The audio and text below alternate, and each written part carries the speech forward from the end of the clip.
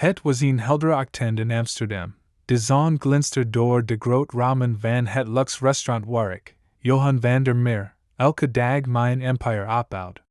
Het was mijn domein, een plek waar de elite van de stad zich verzamelde om te genieten van culinaire hoogstandjes, en ik was de onbetwist koning van deze wereld. Terwijl ik de tafels inspecteerde, de opgemaakt borden en de zorgvuldige gekkes en bloemstukken bewonderd, wilde ik de gebruikelijke trots op mijn prestaties opbrellen. Maar dat was niet alles. Was ook een ander geval, een verlangen om de mensen om me heen te domineren, hen te herinneren aan hun plaats in de hiërarchie. Vandaag wilde ik me bijzonder geniepig. Mijn blik viel op Amina, de serveerster die al een tijd in mijn restaurant werkt. Zij was een jonge, getalenteerd vrouw, met een uitstraling die zou kwetsbaarheid als vastbaar den het uitstraalt. Haar donker huid en haar sprankelende ogen vielen op tussen de andere personeelsleden, maar wat me meer intrigeerde, was haar passie voor muziek. Ik had haar vaak op de achtergrond de piano horen spelen, een melodie die de ruimte vulde met een warmte die contrasteerde met de kille luxe van het restaurant. Ik had veel gehoord over haar talent, maar ik zag haar niet echt als een serieus muzikante. Voor mij was ze slechts een serveerster, een middel om mijn restaurant te laten draaien. Maar vandaag, iets in me kriebelde. Wat als ik haar uitdaagde? Wat als ik haar op de proef stelde voor mijn gasten? Ik kon me de schatterlach van de klanten al voorstellen, de manner waarop ze zich zouden vermaken met haar onhandige pogingen om indruk te maken op hen. Het idee maakte me opgewonden. Terwijl de gasten binnenstromen, wilde ik de energie in de lucht veranderen. De gesprekken, het gelach en het gekletter van bestek vulden de ruimte. Ik nam mijn plaats aan de hoeftafel en liet mijn blik opnieuw op Amina rusten. Zij was druk in de weer met het serveren van drankjes en het opnemen van bestellingen, maar ik kon zien dat haar gedachten ergens anders waren. De manner waarop ze naar de piano keek, vol verlangen en dromen, maakte me bijna medelijdend. Bijna. Hey Amina! Riep ik, mijn stem doordringend en autoritair. Zij dreed zich om, en ik zag de schok in haar ogen. Kom hier, ik heb een idee. Zij kwam langzaam naar me toe, haar schouders gespannen, alsof ze wist dat iets wonderlijks aan de hand was. Wat is meneer van der Meer? Vroeg ik ze, haar stem trilde net iets te veel voor mijn smaak. Waarom speelt jij geen stukje voor ons gasten?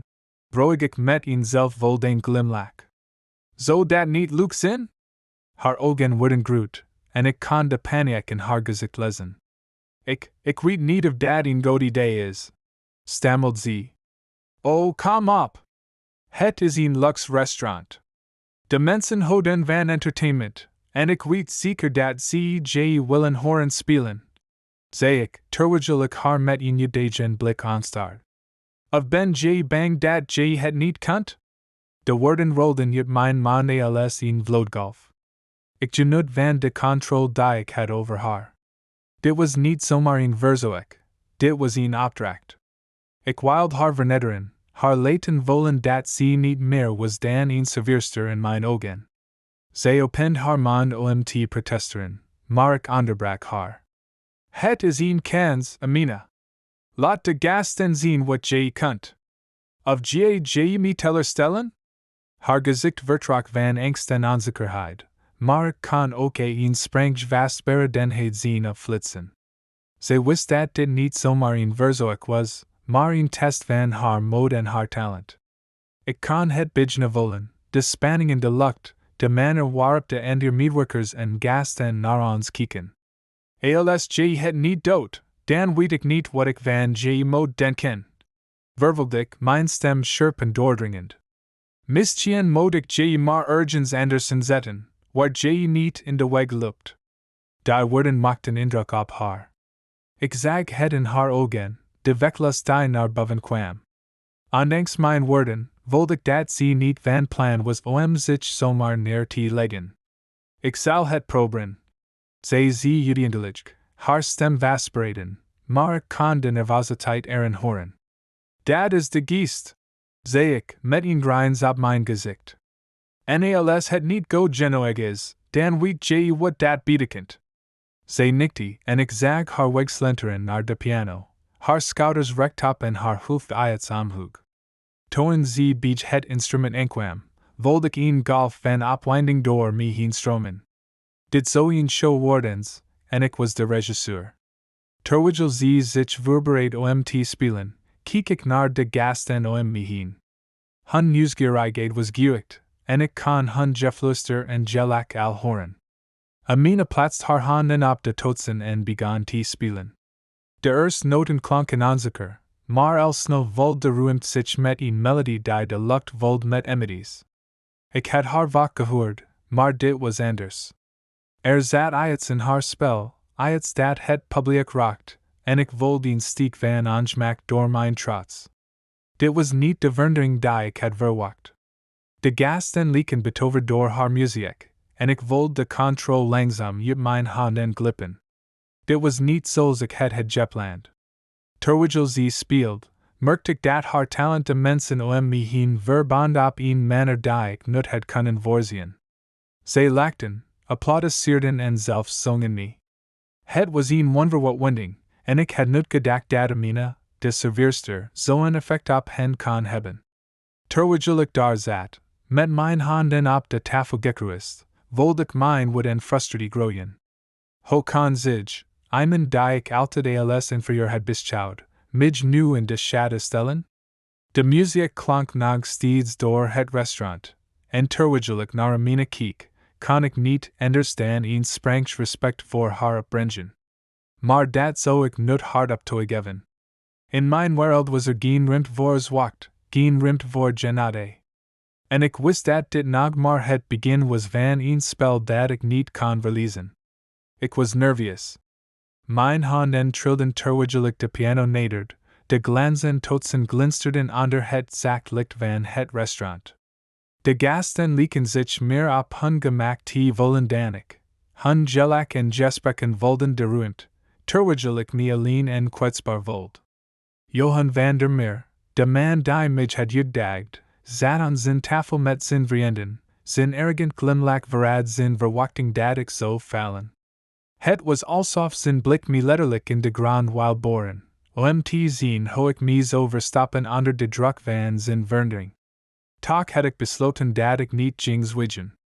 Ik had te veel tijd in mijn leven doorgebracht met het afschuiven van mijn dromen, met het verstoppen van mijn talent.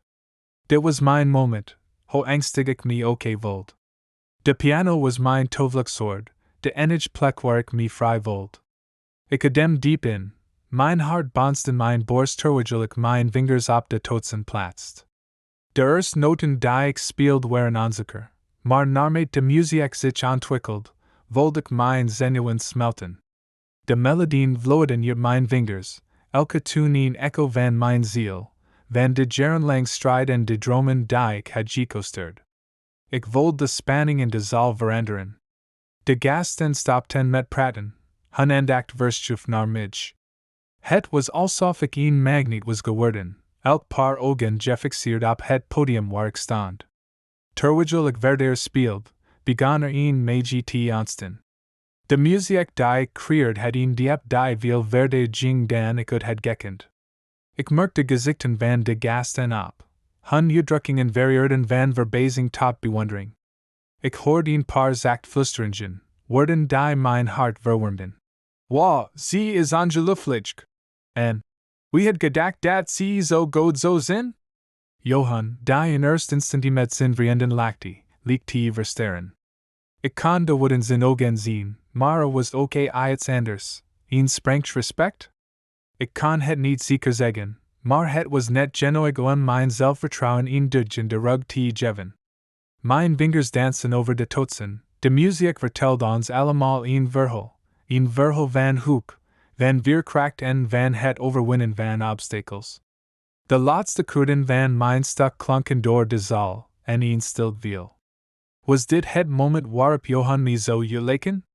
Zo hij zijn vrienden aansteken om me te vernederen?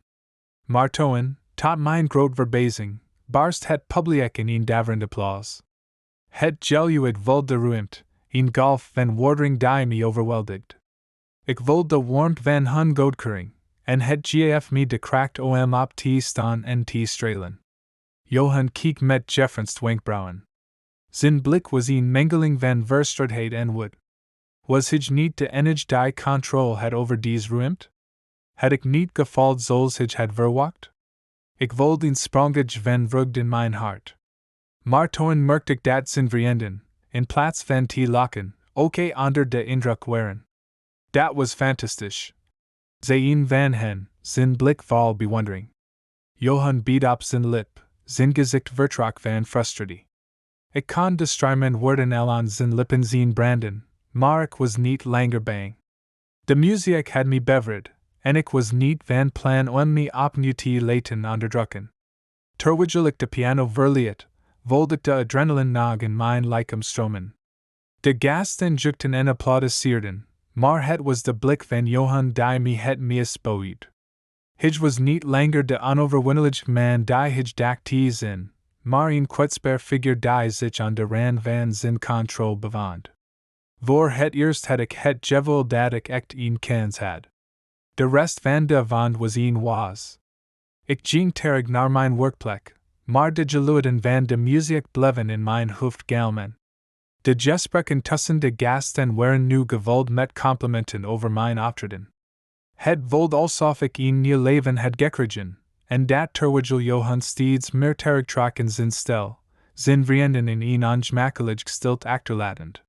Toch was ik me terdig van bewust dat dit nog maar het begin was.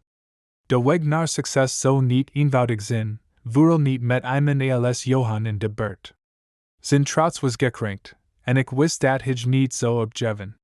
Maar voor nu had ik een klein overwinning behaald, en dat gaf me de kracht om door te gaan. De muziek was mijn wapen, en met elke noot die ik speelde, zou ik blijven vechten voor mijn dromen. Het was tijd om mijn stem te laten horen, om te laten zien dat ik, Amina, niet langer de shadow was, maar een stralend ster die klaar was om te schitteren. En hoewel ik wist dat Johan niet blij met me was, kon ik niet anders dan glimlachen. Het was mijn tijd om te stralen, en ik zou het niet laten om me te laten stoppen door iemand die dacht dat hij superior was. De nacht eindigde met een gevoel van triumph, de sterren aan de hemel leken te schitteren als nooit. En terwijl ik mijn weg naar huis vond, wist ik dat dit slechts het begin was van iets groots. De muziek had me bevrijd, en ik was vastbesloten om mijn weg te vinden in deze wereld, te midden van de uitdagingen en de onzekerheden die nog zullen komen. Sorry, maar ik kan daar niet mee helpen.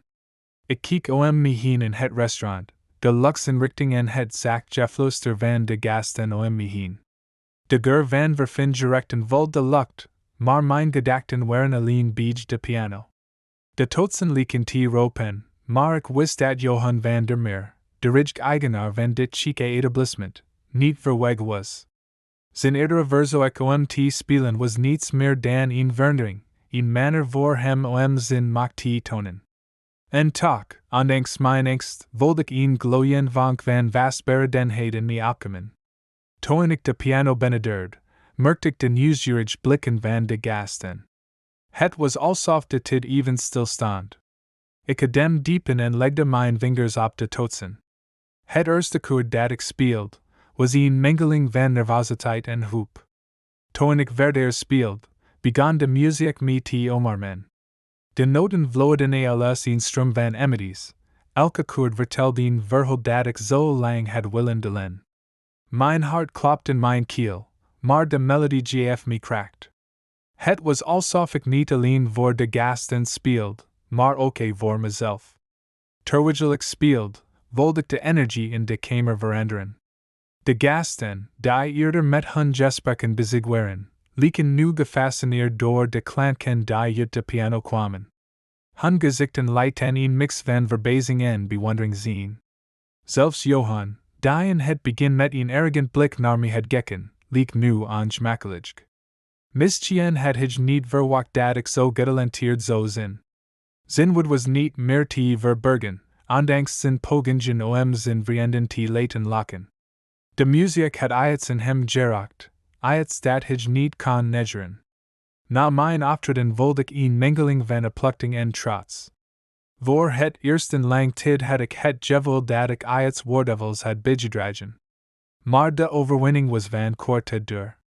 De volgende dag, toen ik het restaurant binnenkwam, zag ik Johan al staan, zijn blik was scherp en dreigend. Hij riep me naar zich toe en zijn stem was koud en hard. Vandaag speelt je weer, zei hij. Nals je dat niet dood, zal je de gevolgen ondervinden. Zijn woorden waren bedreigend, maar iets en mij weigerde te beginnen. De andere medewerkers in het restaurant keken naar me met een blik van aanmoediging. Zij wisten wat Johan met me van plan was, maar ik wilde dat ik niet alleen was. Amina, je kunt dit. Fluisterde een van mijn collega's terwijl ze me een bemo-edigen nippig gaf. Hun stond gaf me de kracht die ik nodig had om Johan recht in de ogen te kijken. Ik weiger om te spelen als je me zo behandelt, zei ik met een vastberadenheid die ik niet eerder had gevoeld. Johans gezicht vertrok van woed, maar ik voelde me sterker dan het. De dagen verstreken en ik besloot dat ik meer wilde dan alleen maar in het restaurant te werken. De muziekproducent die ik had ontmoet, had me iets beloofd, iets wat mijn leven zo kunnen veranderen. Ik besloot mijn verhaal met hem te delen. Op een dag, tijdens een rustig middag, zag ik hem zitten aan een tafel, verdiept in zijn notities. Ik verzamelde al mijn moed en benaderde hem. Excuse meneer, begon ik, mijn stem trilde een beetje. Mag ik een moment van uw tid? Hij keek op, zijn ogen waren vriendelijk en nieuwsgierig. Natuurlijk, Amina. Wat kan ik voor je doen?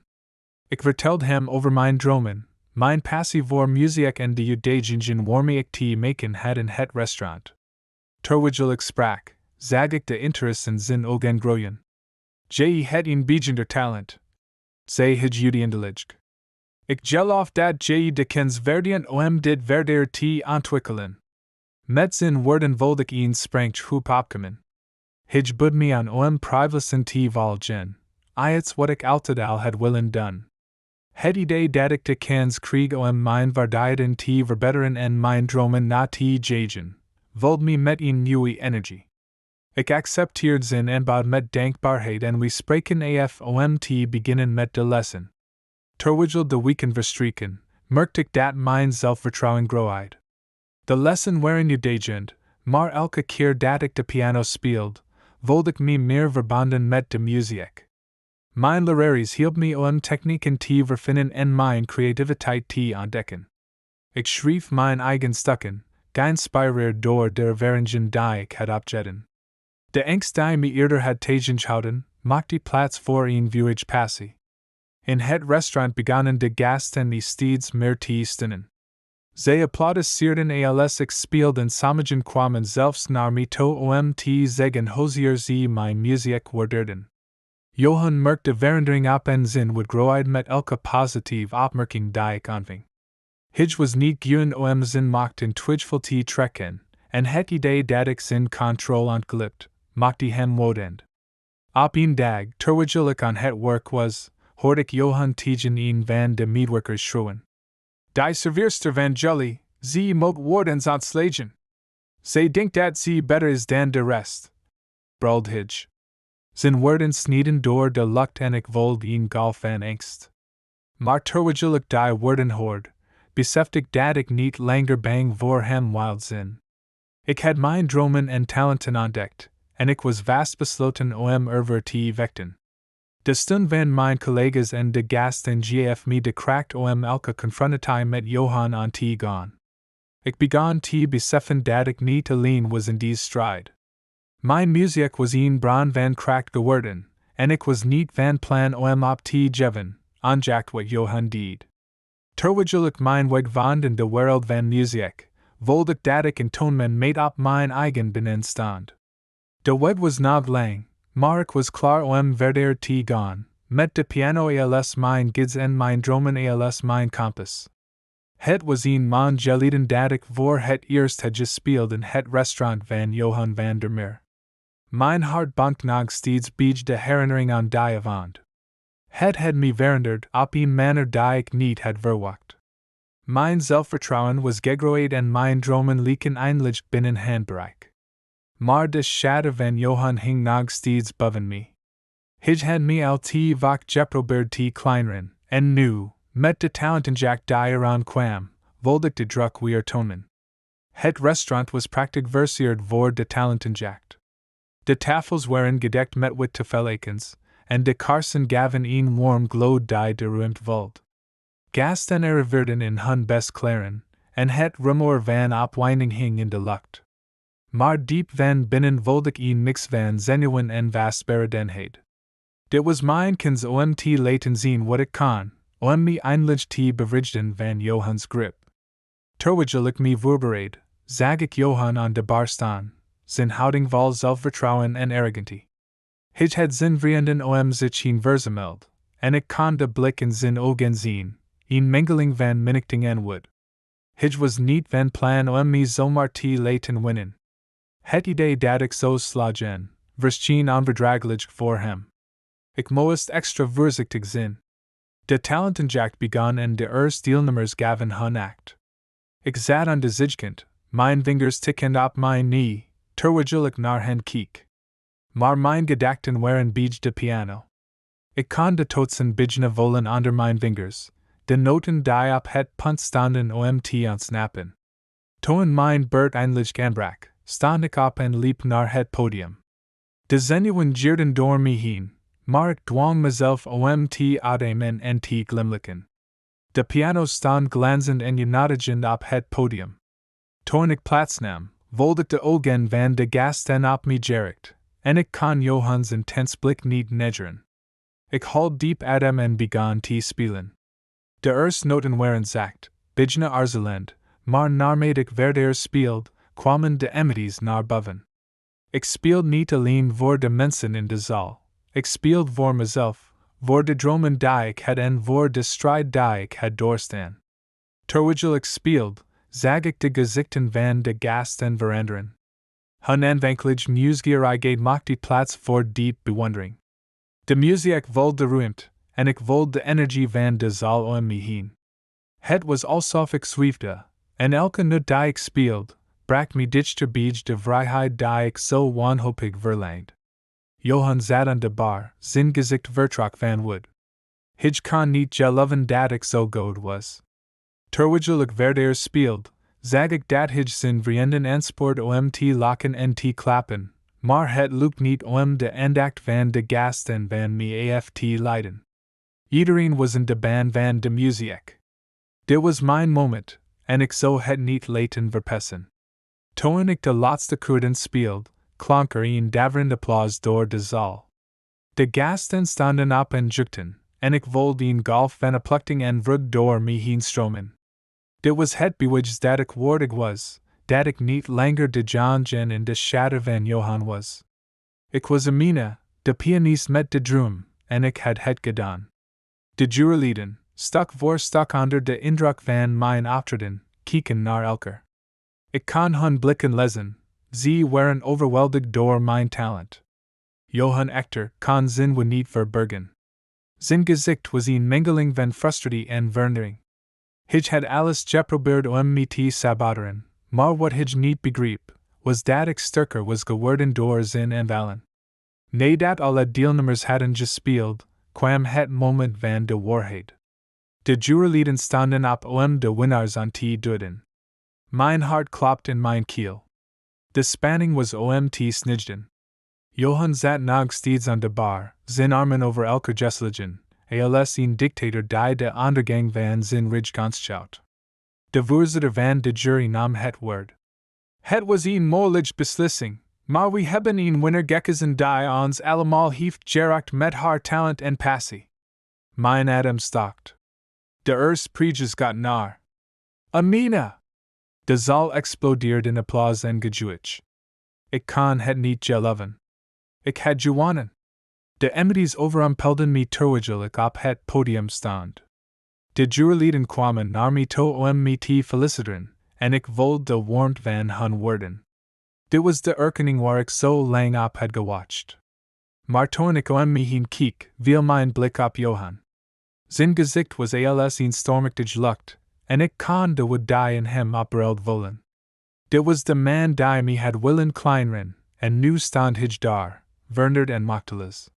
Het vold goed om te wetten dat ik hem had versligen, niet alleen in de wedstrijd, maar ook in de strijd om mijn eigen waardigheid. Terwijl de jury me de prijs overhandigd, vold ik een golf van trots door me heen stromen.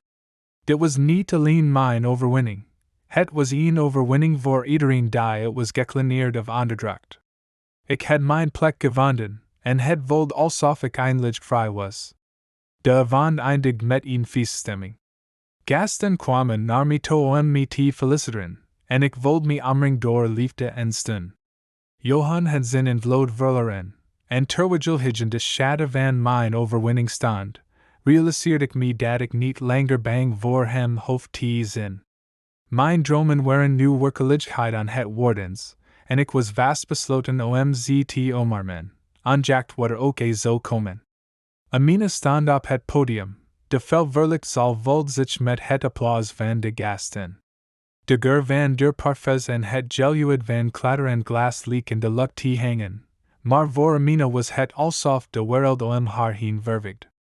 Haar hart bounced in haar borst terwijl ze de prijs in haar handen hield, een glans en trofee die haar overwinning symboliseerde.